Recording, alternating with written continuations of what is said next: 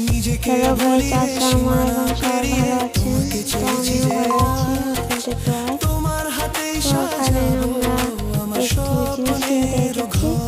তো আমার তো সব পছন্দ হয়, এখন কোনটা দেবো বুঝতে পারছি না।